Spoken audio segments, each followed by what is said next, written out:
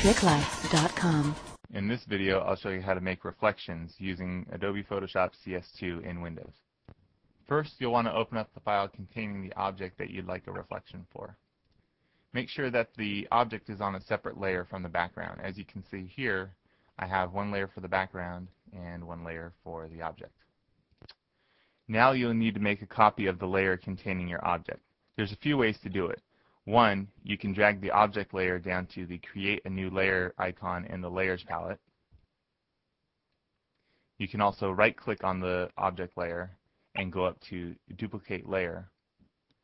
Or you can also go up to Layer in the menu bar and select Duplicate Layer from there.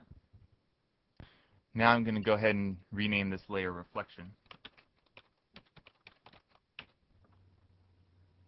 And with this layer selected, go up to Edit, Transform, Flip Vertical.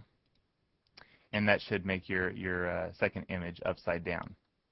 Now I want to make sure that it's lined up below the first image, and to do that, select the Move Tool icon and drag your image down, and it should snap into place.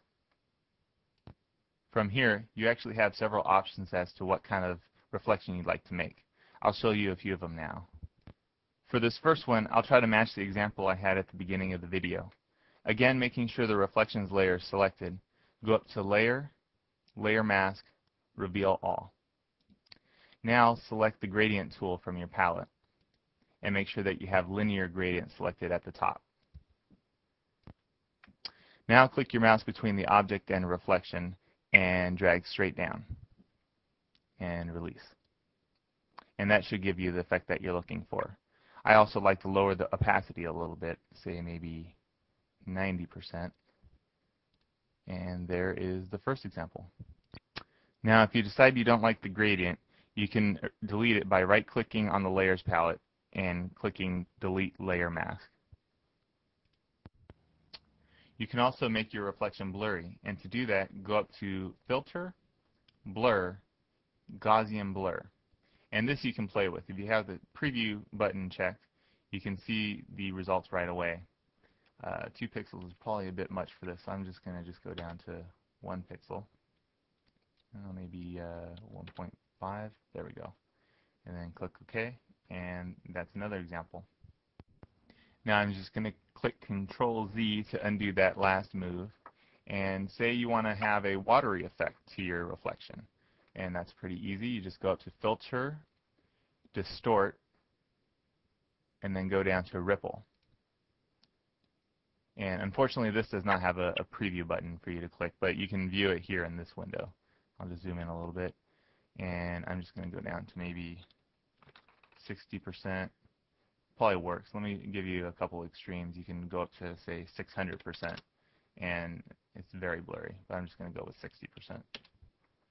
And click OK, and now you have a watery reflection. Let me go ahead and Control-Z one last time.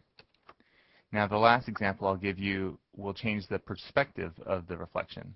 Let me just show you what I mean. Go up to Edit, Transform, Perspective. And now that puts a box around your reflection. You can now drag the corners of the box, and it makes the top of the reflection wider. Now, as I said in the beginning, these were just a few examples of what you can do with reflections. It's up to you to play around with Photoshop's tools to see what else you can come up with. These were meant to give you a place to start. If you like this tutorial and would like to see more, click on my username near the bottom right of the video. That will take you to a page containing all of my other tutorials. Thank you.